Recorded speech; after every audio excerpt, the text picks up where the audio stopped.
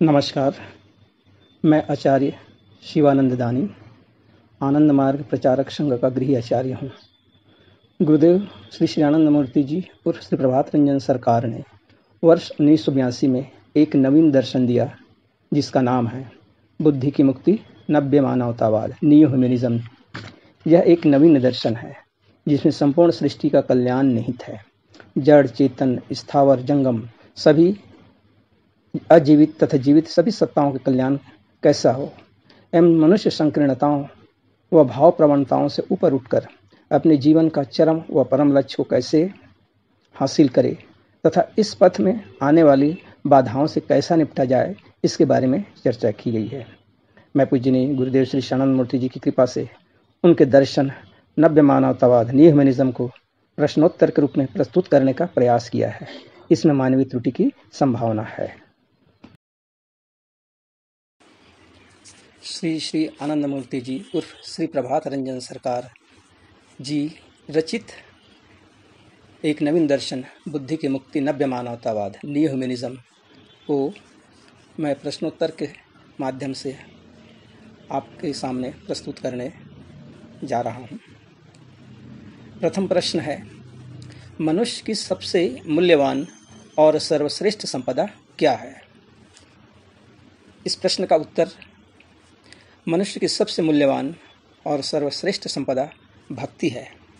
भक्ति के बिना जीवन निरस है। भक्ति के माध्यम से ही मनुष्य अपने जीवन को आनंदमय बनाता है और दूसरों को भी प्रेरित करता है सतमार्ग में चलने के लिए। प्रश्न क्रमांक 2 है, मनुष्य भक्ति में प्रतिष्ठित कैसे होगा?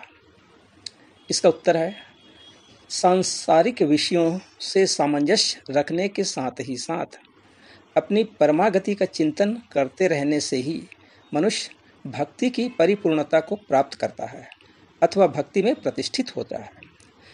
इसे दूसरे शब्दों में कह सकते हैं, subjective approach through objective adjustment. प्रश्न क्रमांक 3, भक्ति क्या है? उत्तर में भक्ति की विभिन्न परिभाषाएं हैं। प्रथम परिभाषा के रूप में, भज धातु में 3 प्रत्यय लगाकर भक्ति शब्द निष्पन्न होता है।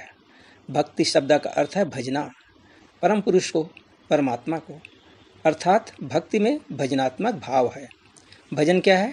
मनुष्य के मन में जब यह भावना बैठ जाती है कि मुझे परमात्मा की ओर चलना है और इस भावना से प्रेरित होकर जब वह उसकी ओर चलने लगता है तो उसे कहते हैं भजन। भजन के आंतरिक अभिव्यक्ति को भक्ति कहते हैं। भक्ति की एक दूसरी परिभाषा है, भक्ति का अर्थ है परानुरक्ति, सा परानुरक्ति ईश्वरीय। रक्ति का अर्थ है राग या आकर्षण। अनुरक्ति माने वस्तु की सत्ता को समझकर उसके प्रति राग रखना या आकर्षित होना। परानुरक्ति का अर्थ है परम ब्रह्म या अखंड पुरुष सत्ता के प्रति जो अनुरक्ति है, यही परानुरक्ति अर्थात भक्ति है। इसके विपरीत प्रकृति गुणान्वित मानस व जड़ विकास के प्रति जो अनुरक्ति है वह अपरानुरक्ति या आसक्ति कहलाती है। ईश्वर परानुरक्ति का विषय है। साधक जब उसको अपना लेते हैं तो वही भजना या भक्ति कही जाती है। भक्ति की एक तीसरी परिभाषा है, श्री आनंद मूर्ति जी रचित आनंद सूत्रम के अध्याय 3 के 12वें सूत्र के अनुसार, भक्तिर भगवत भावना ना स्तुति ना अर्चना। एक निष्ठ भाव से भगवान की भावना लेने का नाम ही भक्ति है। भक्ति स्तुति, प्रार्थना अथवा अर्चना नहीं है, क्योंकि कहा गया है प्रार्थना अर्चना मात्रैव ब्रह्म मूलम। प्रार्थना है भीख मांगना, स्तुति है गायन के माध्यम से खुशामद करना और अर्चना है भौतिक वस्तु अर्पित कर खुशामद करना। तो भक्ति इन सबसे अलहदा चीज़ है। एक चौथी व्याख्या है भक्ति की, भक्तिर भगवतो सेवा भक्ति प्रेम स्वरूपनी भक्ति आनंद रूपाचा भक्ति भक्तस्य जीवनम। भक्ति है भगवान की सेवा।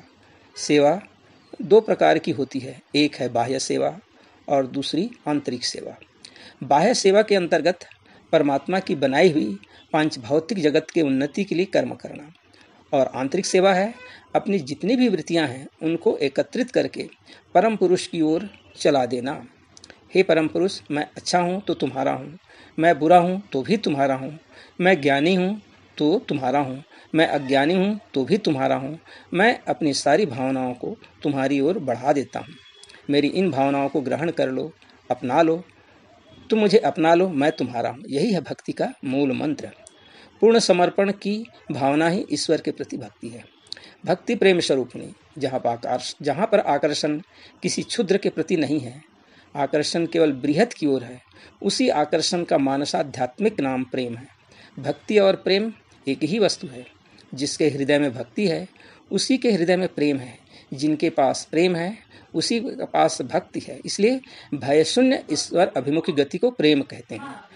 भक्ति आनंद रूपा चा, उच्च कोटि की भक्ति आनंद रूपा चा, उच्च कोटि की मानसाध्यात्मिक अनुभूति को आनंद कहते हैं, जो कि भक्ति के बदौलत ही मिलती है। भक्ति भक्तस्य जीवनम, भक्त के जीवन में यदि भक्ति निकाल दिया जाए तो वह मर जाएगा, जैसे जल के बिना मछली का अस्तित्व नहीं होता।